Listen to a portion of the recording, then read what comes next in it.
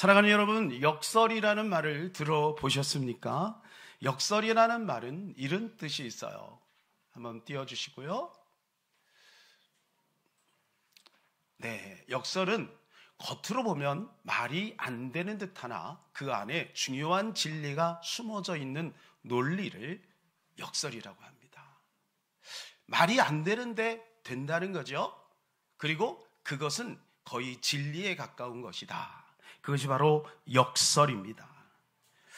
여러분, 오늘 제목에 보게 되면 왕인데 고난의 길을 가요. 여러분, 이거는 역설이죠. 왕은요, 고난의 길을 자처할 필요가 없습니다. 왕은 영광의 길을 가야 하고, 왕은 그 자체가 권력과 명예를 한 몸에 지닌 절대자입니다. 그런데 그가 고난의 길을 자처해서 간다. 왕의 고난의 길, 여러분 어떻게 생각하십니까? 오늘 본문에 나오는 그분은 왕이지만 고난의 길을 자처해서 걸어가신 분이신 것입니다. 종료주일입니다. 오늘이 종료주일이 끝나면 고난주간이 시작이 됩니다. 그러니까 이 종료주일은 고난의 주간의 첫 관문이라고 보시면 되겠어요. 자, 종료주일이라는 것은 종려나무 가지를 땅에 깔아놓고 나귀 새끼를 타고 예루살렘에 입성했기에 종려나무에서 비롯돼서 종료주일이라고 합니다. 자, 종료주일은 정확하게 이런 뜻이 있어요. 네, 우리 방송 오늘 조금 박자가 늦어요. 네. 자, 종료주일은 예수님께서 십자가 죽음을 위해 예루살렘에 입성하신 날을 기념하는 절기입니다. 자, 그러니까 예수님이 지금 뭐하러 예루살렘에 들어가시냐면 죽으러 들어가신다는 거예요. 왕이신데 죽음을 피할 수 있잖아요. 그런데 왕이신데 죽으러 지금 예루살렘에 입성하시는 거예요. 그것은 이미 오래전에 성경에 예언이 되어 있었고, 예수님은 그 말씀을 따라서 나귀 새끼를 타고 입성을 하시죠. 그런데 먼 세월이 흐르고 나서 이 절기를 동로마 교회에서 처음 시행을 합니다. 서로마 교회는 그 정신만 가지고 있고, 동로마 교회는 그 예루살렘 그 길을 그대로 따라서 행렬을 이루어서 같이 그 땅을 밟았던 그런 행사를 했다고 합니다. 스가랴 9장 9절에 보면 이 종료주일은 이미 예언이 되어 있었어요. 그가 나귀 새끼를 타고 입성할 것이다. 그래서 그는 겸손의 왕이다, 이렇게 칭함을 받을 것이라고 성경은 예언이 되어 있습니다. 사랑하는 여러분, 왕이신데 왜 고난의 길을 가셨을까요? 오늘 그 의미를 통해서 큰 은혜를 받는 시간이 되시리라고 믿습니다. 첫 번째는 우리를 위하여 고난을 선택하신 왕의 길이라는 것입니다. 왕은 기꺼이 죽어야 합니다. 왜 왕이 죽어야 될까요? 그가 죽어야 우리가 살기 때문에 그는 죽어야 합니다. 성경은 이렇게 말씀해 주고 있습니다. 요한복음 12장 24절에 내가 진실로 진실로 너에게 이르노니 한 알의 밀이 땅에 떨어져 죽지 아니하면 한 알 그대로 있고 죽으면 많은 열매를 맺느니라. 여기서 한 알이 바로 예수님을 뜻하는 겁니다. 예수님이 죽어야 많은 열매가 맺혀진다는 거예요. 여러분, 어떤 분의 얘기를 들었는데 씨앗이 심겨지면 다 죽는 게 아니래요. 세월이 지났는데도 불구하고 씨앗이 자기의 그 형체를 그대로 가지고 있으면 거기에서는 당연히 열매가 맺혀질 수가 없는 거죠. 그러나 그 씨앗이 죽는 순간 거기에 수많은 열매가 맺혀지게 된다는 거예요. 하나님은 이 원리를 따라 예수 그리스도를 이 땅에 보내시고 그 예수 그리스도가 하나의 밀이 되어서 죽음으로 말미암아 온 인류가 구원받는 놀라운 축복을 누리게 된 것이에요. 그래서 예수님이 이 땅에 오신 목적이 무엇인가? 당신은 당신의 입으로 스스로 이렇게 말씀을 하셨어요. 마가복음 10장 45절입니다. 인자가 온 것은 섬김을 받으려 함이 아니라 도리어 섬기려 하고 자기 목숨을 많은 사람의 대속물로 주려 함이니라. 인자가 온 것은 대속물이 되려 함이다. 인자가 온 것은 살려고 온 것이 아니라 인자는 죽으러 왔다는 거예요. 사랑하는 여러분, 누구 때문에 예수님이 죽어야만 했나요? 바로 그 예수님은 저와 여러분을 위해서 아낌없이 당신의 목숨을 던져 우리를 살리기 위해서 죽으러 오셨다는 거예요. 이것을 우리가 깊이 깨달으면 정말 이 종려주의는 우리에게 감동 그 자체가 아니겠습니까? 이권이라고 하는 분이 계세요. 이분은 이제 곡을 쓰시는 분이신데요. 사명이라고 하는 곡을 쓰셨어요. 히말라야 선교를 이제 가서 산등성이에서 우연히 저 십자가를 발견합니다. 그러니까 저걸 카메라에 담았어요. 여러분 놀랍지 않습니까? 산등성에 저 십자가의 모습이 생긴 거예요.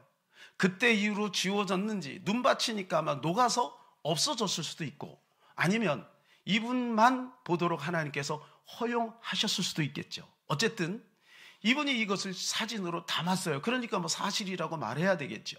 그런데 곧 주님의 음성이 들리는데 천상에서 한 회의 장면이 떠올리게 되고, 그리고 거기에 아버지와 아들의 대화가 오고 가는 것을 들었다는 거예요. 아버지가 이렇게 얘기를 한 거예요. 누가 내 백성을 위하여 갈꼬. 지체 없이 아들 예수가 이렇게 말합니다. 아버지, 제가 가겠습니다. 아버지, 나를 보내주오. 나는 달려가겠소.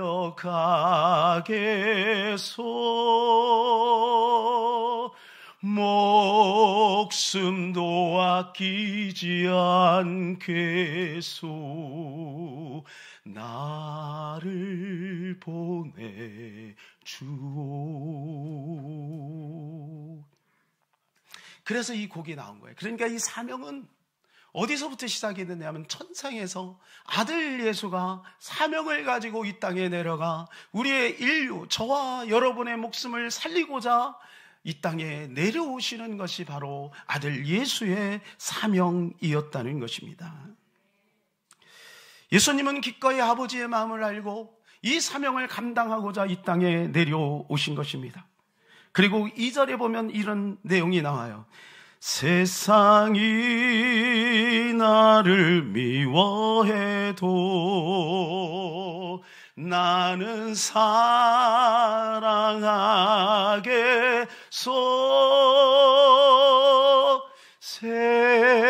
세상을 구원한 십자가 나도 따라가오.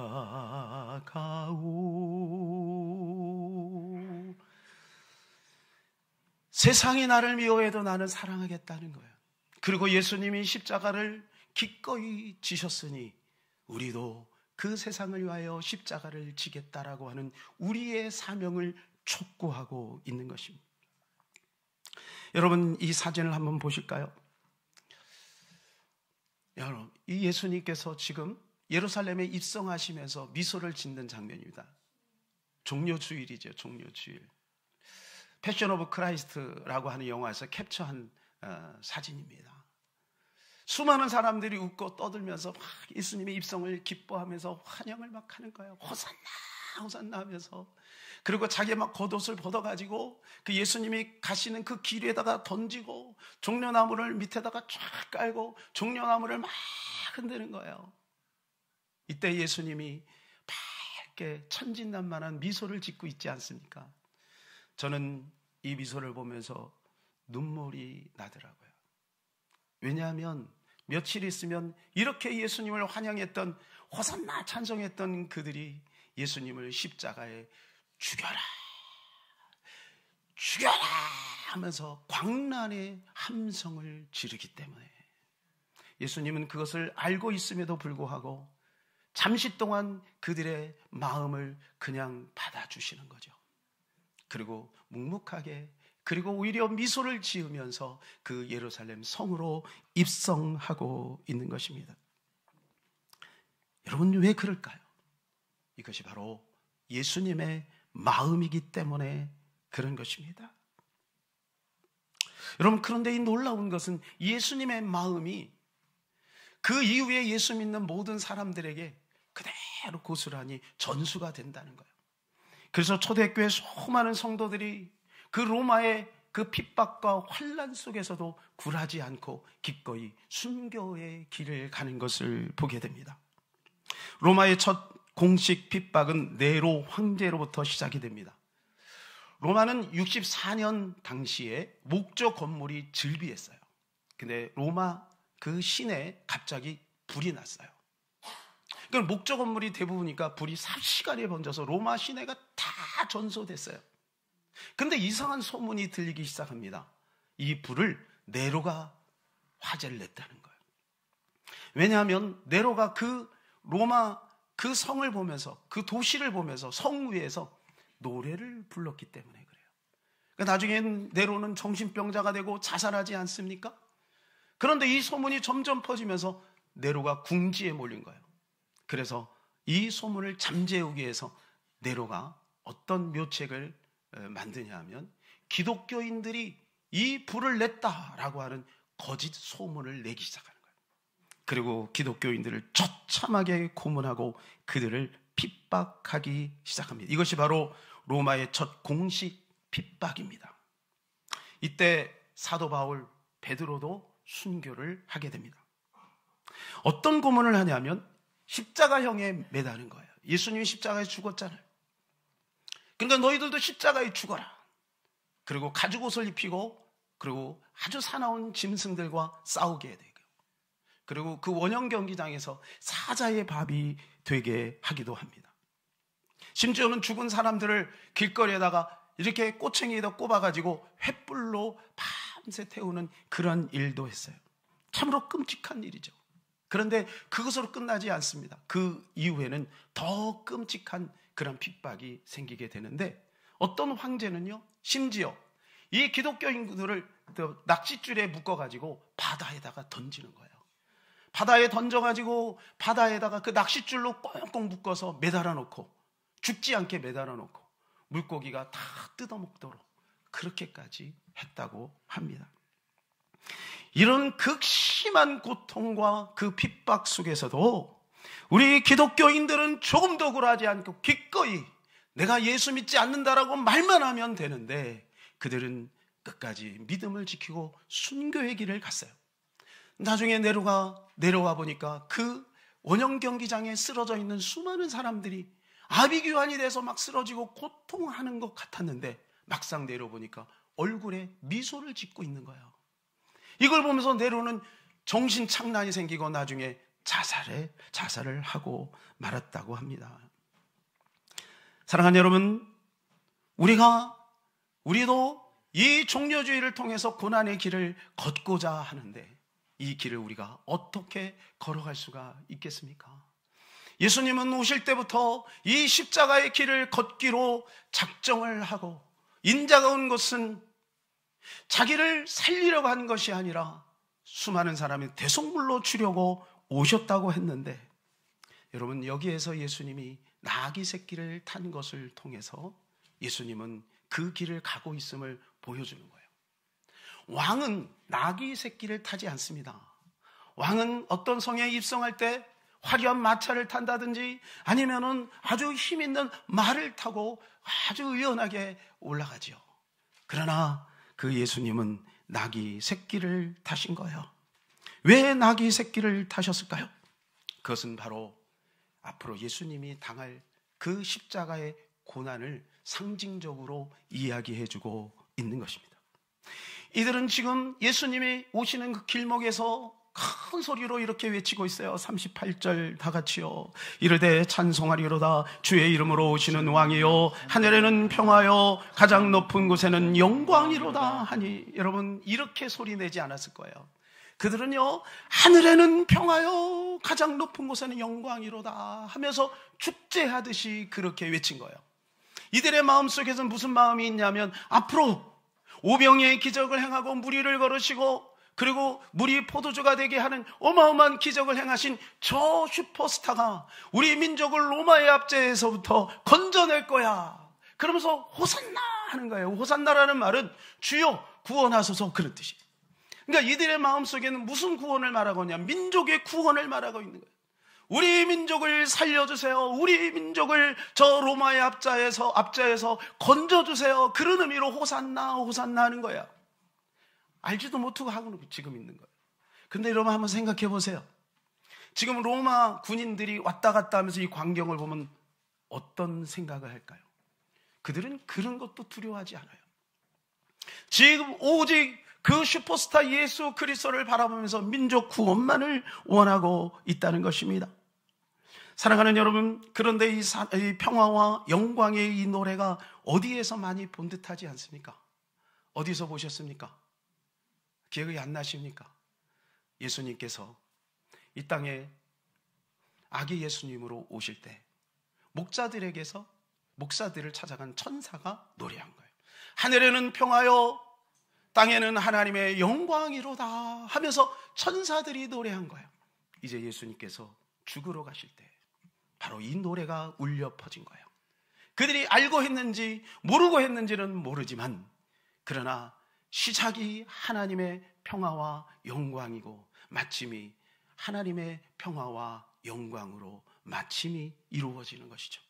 그 사이에 누가 계시는 것입니까? 바로 우리 주 예수 그리스도가 계시는 줄로 믿습니다. 사랑하는 여러분, 우리도 때로는요, 이 나귀 새끼를 타고 불편한 길을 걸을 때가 있어요. 물론 우리가 십자가를 지고 죽지는 않지만 우리가 때로는 이 나귀 새끼를 타고 불편한 길을 걷습니다. 왜요? 우리가 그 길을 걸어야 하기 때문에. 그래서 우리 성도님들도 가만히 보게 되면 이 나귀 새끼를 자처하는 모습들을 보게 됩니다. 바쁜 시간을 쪼개어서 주님의 일을 힘쓰는 모습들, 그 피곤한 몸을 이끌고 새벽에 나와서 새벽 예배에 참석하시며 교회를 위해서 기도하시는 모습들, 여러 가지 교회 굳은 일들을 마다하지 않고 기쁨으로 감사하면서 감당하시는 모습들, 여러분, 이것이 나귀 새끼를 타고 예루살렘에 입성하는, 앞으로 내가 십자가를 져야 되는 주님 앞에 믿음을 표현해야 되는 나의 인생의 모습을 가지고 있는 모습이 아닐까 생각이 되어집니다. 사랑하는 여러분, 우리는 조금만 더 인내하고 따라간다면 우리 주님이 부활하신 것처럼 그 영광의 부활을 누리는 저와 여러분이 되실 줄로 믿습니다. 두 번째는 우리를 위하여 승리로 인도하는 왕의 길인 것입니다. 종려나무의 꽃말은 승리와 부활입니다. 뭐라고요? 예, 승리와 부활입니다. 참 놀랍지 않습니까? 고난주간을 막 시작하면서 지금 이 종려나무의 가지를 흔들고 종려나무 가지를 땅에다가 막 던질 때 여기에 무슨 의미가 있냐면 승리를 지금 노래하고 있는 거예요. 그러니까 종려나무는 아름다움과 번성의 상징입니다. 어떤 사람은 이 한문에서 번역되는 과정 속에서 종려나무라고 번역이 되는데 이게 잘못된 것이다. 원래는 대추 야자나무다, 이렇게 얘기하는 분이 있어요. 뭐 그럴 수도 있습니다. 그러나 원어는요 포이닉스인데, 이 포이닉스는 종려나무와 대추 야자나무를 같이 포함하고 있는 거예요. 그러니까 이렇게 말하는 저렇게 말하는 똑같다는 거예요. 중요한 건 뭐냐? 그 뜻이 무엇인가? 승리와 부활을 품고 있다는 거예요. 중동 지방에서는 대추 야자나무를 생명나무로 여기고 있다고 합니다. 이들은 지금 호산나 주님을 노래하고 있습니다. 이들이 염원하는 것은 무엇입니까? 이들이 염원하는 것은 오직 민족 구원인 거예요. 사랑하는 여러분, 우리가 하나님 앞에 나와서 하나님께 구하고 기도할 때, 사랑하는 여러분, 여러분은 무엇을 주님께 원하고 있습니까? 우리도 혹시 호산나라고 그렇게 찬송을 하고는 있지만, 그러나 정작 우리는 주님이 가지고 있는 그 마음과 일치되지 않는 마음, 주님은 그들의 모습을 통해서 그 호산나를 받아주세요. 그러나 주님은 무슨 구원을 지금 꿈꾸고 있느냐 하면, 죄에서 사망 가운데 있는 수많은 사람들, 사탄의 권세 아래 놓여 있는 수많은 사람들을 그 죄에서 건져내고자 하는 그 구원을 주님은 함께 노래하고 있는 것입니다. 이것을 백성들은 전혀 몰라요. 동상이몽이지요, 동상이몽. 그러나 주님은 그것을 마다하지 않고 그들의 참 철부지의 모습도 그냥 받아주는 것을 보게 됩니다. 결국은 예수님께서 눈물을 흘리시죠. 오늘 본문 41절에 보면 이렇게 나와 있습니다. 시작. 가까이 오사 성을 보시고 우시며.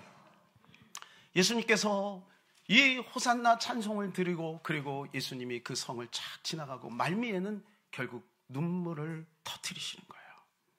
병행구절은 마태복음에는 마태복음 23장 37절엔 이렇게 말씀을 해주고 있습니다. 우리 다 같이 한번 읽겠습니다.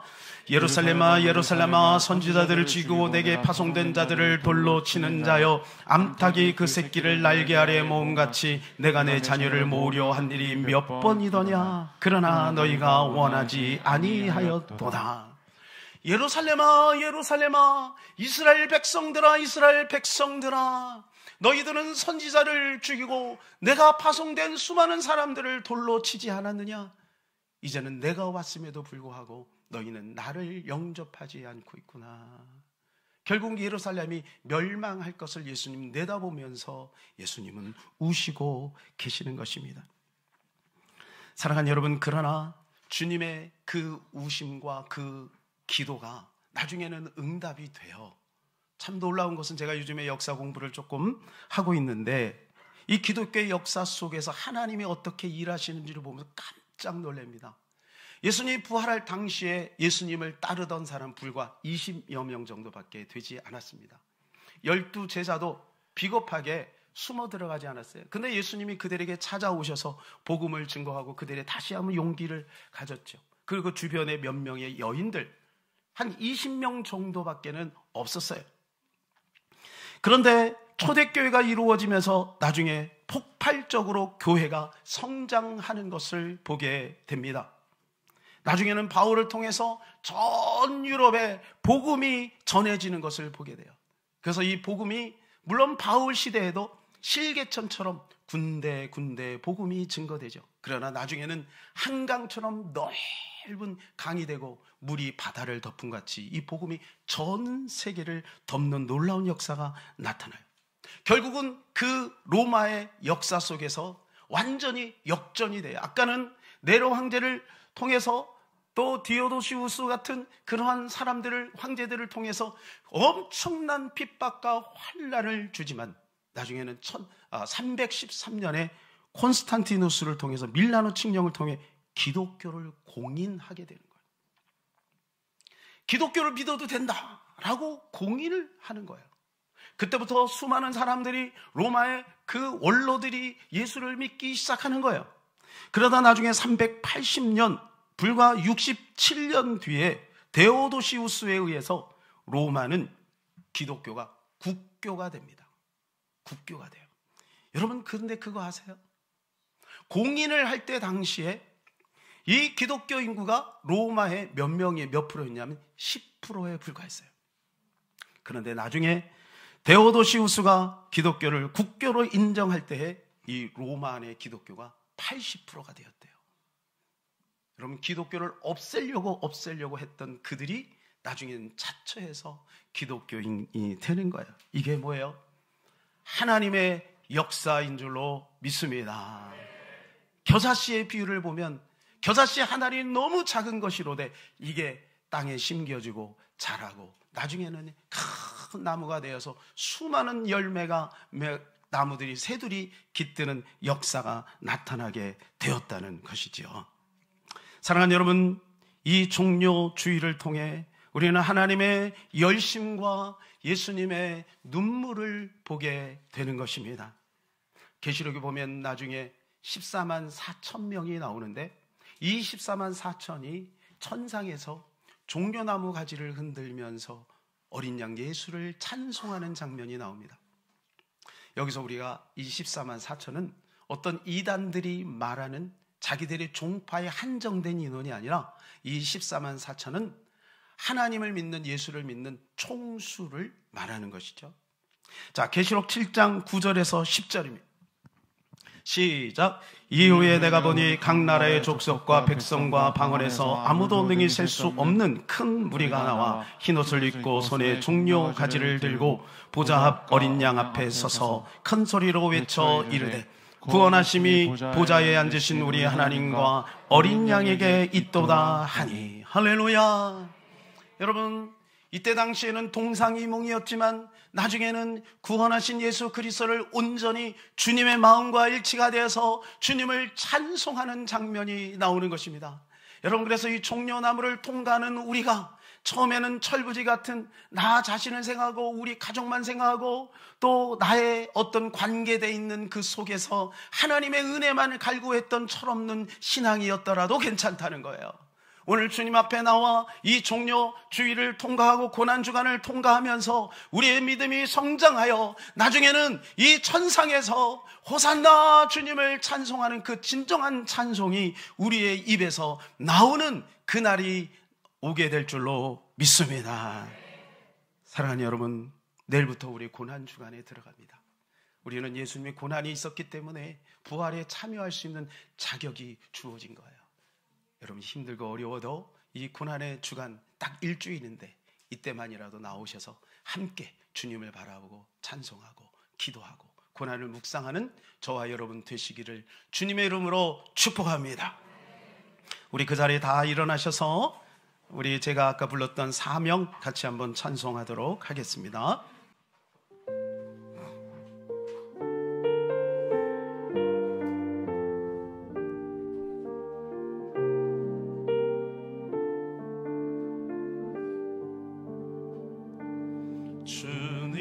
주님이 홀로 가신 그 길 나도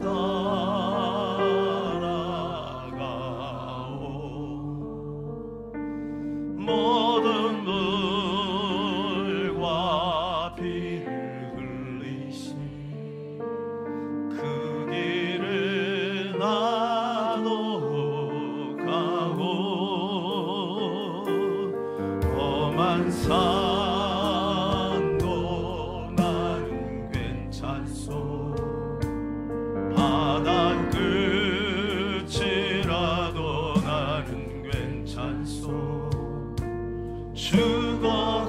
죽어가는 저들을 위해 나를 버리길 바라오. 아버지 나를 보내주오. 나는 달려가겠소. 목숨도 아끼지 않겠소. 나를 보내주. 세상이 나를 미워. 세상이 나를 미워해도 나는 사랑하겠소. 세상을 구원한 십자가 나도 따라가고 생명을 버리면서 버리면서까지 나를 사랑한 당신 이 작은 나를 받아주고 나도 사랑하오.